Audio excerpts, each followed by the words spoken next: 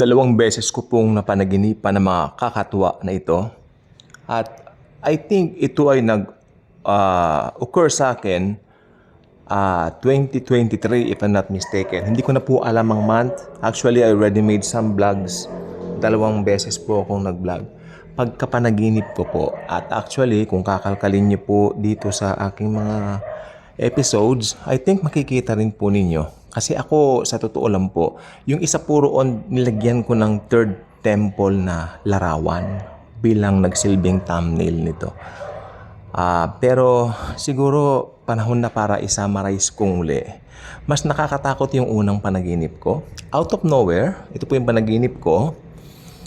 Nakaupo kami sa likod bahay, doon sa panaginip kong ito.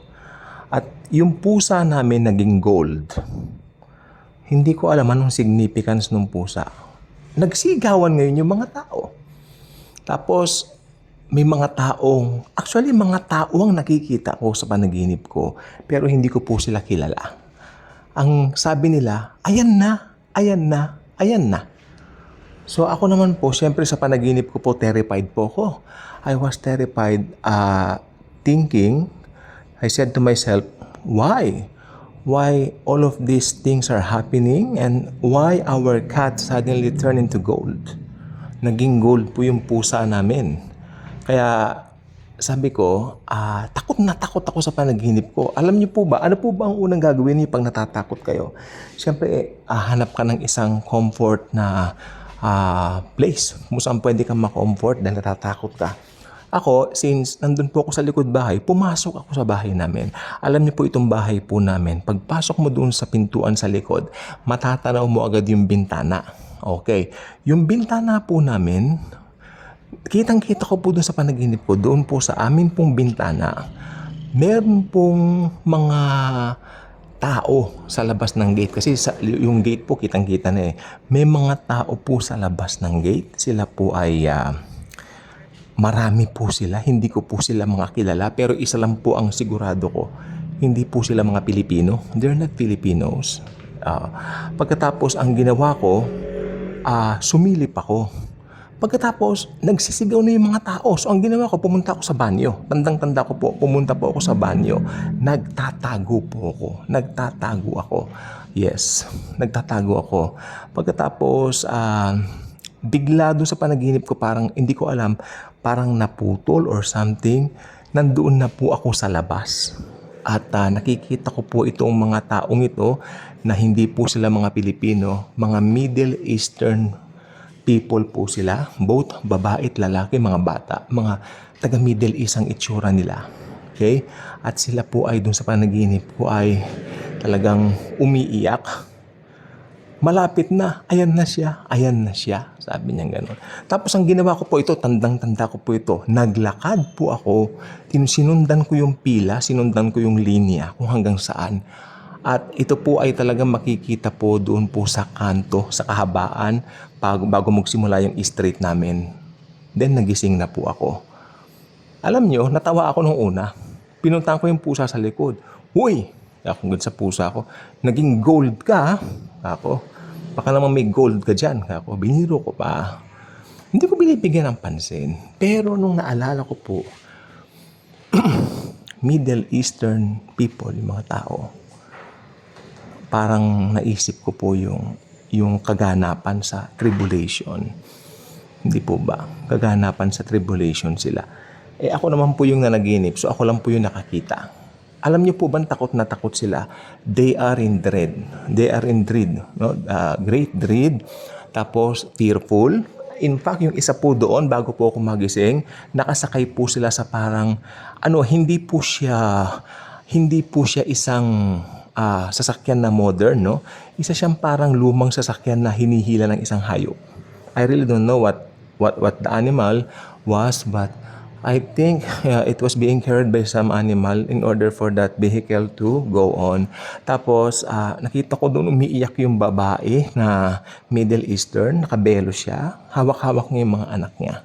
Then I woke up. Lord, ano yan? Ako. Nakakatawa talaga. Alam niyo yung pinaka-nakakatawa, yung pusa, naging gold. I really don't know kung matutulungan niyo po ako. Sana kung hindi naman po akma, Ako hindi po ko hingi ng tulong in a sense na gusto kong malaman. I don't care kung bakit naging gold yung pusa. Pero may idea ba kayo? Anything biblical? Bakit naging gold yung pusa ko? Namin. Bigla siya naging gold. Kasi ito po ay nangyari, kung hindi po ako nagkakamali, bandang hapon, nagmimerienda kami sa likod. Yun po ang mga pangyayari. At ang naaalala ko, pagpasok ko doon sa bintana, kitang-kita ko doon sa labas ng gate namin, mga tao, kawawa sila. Nasa labas po ng gate namin, take note. Okay. Nangyari pong panagit na to Friday. Friday po naalala ko eh. And then, would you believe, the following Friday, ang panaginip ko doon na naman po sa tapat ng gate namin. Doon na naman po sa tapat ng gate namin. Dito po sa panaginip ko, nandito yung mami ko. Nag-shopping daw siya niya sa SM. Sinabi niya yung branch sa MOA. Galing siya ng MOA. Tapos, nagdala niya yung mga pinamili niya. Ay, tumulong ka kanya sa akin. Nandun pa sa kotse. So, bago ako pumunta ng kotse, nagulat po ako. Alam niyo po kung bakit? Tanungin niyo. Yung gate po namin, hindi na po yung gate namin. Alam niyo po kung ano? Isang templo na mataas. Isang temple na mataas. Napakataas na temple. Until lumayo ako para makita ko. Kasi sabi ko, Ma'am, what's happening? Akong gano'n. Ano nangyari? Ang ma'am ko naman, nakapagtataka po doon sa panaginip ko, dead man siya sa akin. Wala siyang pakialam. Huwag mo kong istorbo, inaayos ko yung mga pinamili ko. Nag-shopping po kasi siya. What is this? Tapos yung pinsan ko at saka ako, doon sa panaginip ko, mga bata pa kami. Tinignan namin, hala, kanyang gano'n. Ang taas ka ng pinsan ko. Anong mataas? Nagulat po ako. Ako po ay nanula. Alam niyo po ang kulay? Tandang-tanda ko yung kulay. Puting-puti po siya. May mga gold. Tapos sa taas niya, another pares ng gold. Na yung anong tawag dito? Bawat patong. Ang taas po at ang ganda. And then, eto na po ang pinakatalagang nagulat po ako. Yung mga tao po na nandoon, nakita ko na po sila dati. Sila po yung nandoon sa unang panaginip ko.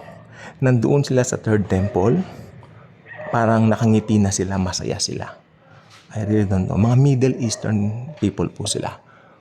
At ang conclusion ko, nung magising po ko, they are the Jews. Sila po ay mga Hudyo. Kasi itong panaginip ko pong ito ay bakit po siya nangyari ng Friday, then the following Friday I had another one. I think this was 2023. Alam niyo po bang gusto kong kalkalin dito? At hahanapin ko dun sa nakaraang, yung sa old cellphone ko yung kasi dun ko na-record eh. Gusto ko yung malaman yung significance. But if you can, ano po bang tingin po ninyo? I hope yung comment po ninyo maganda naman. Alam ko naman po maganda kasi maganda naman yung mga comments ninyo. Ako panaginip ko lang po yun. Wala po akong anything here. Ako sasabihin ko lang po kung ano po yung nangyari. Hindi po ako sinungaling na tao. Sinasabi ko lang po yung totoo. Kahit nakakatawa, naging gold ang pusa. Hindi ko alam kung aso. Hindi po, pusa po talaga eh. Pusa. What's the significance? Ayun ang yes, at least, dun sa una, parang kawawa sila. Pero the same location po dun sa labas ng gate namin. Labas ng gate namin. Until, nagbasa po ako ng Bible, mga ilang weeks. Nakita ko dun sa Book of Hebrews, si Jesus ay pinatay outside the gate.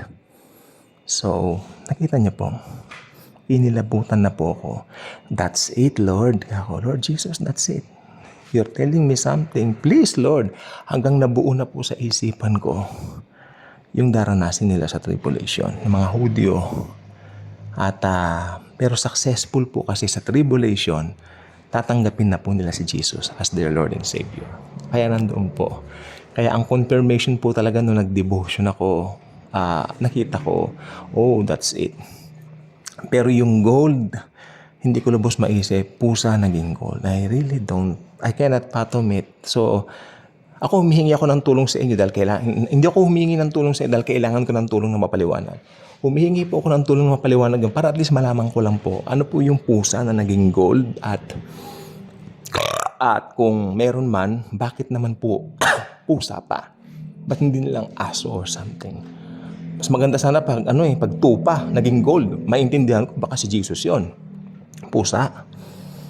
Medyo hanggang ngayon naiintriga po ako. So, ayun, kayo na pong bahalang ng conclusion ninyo. Salamat, and Jesus truly loves us all.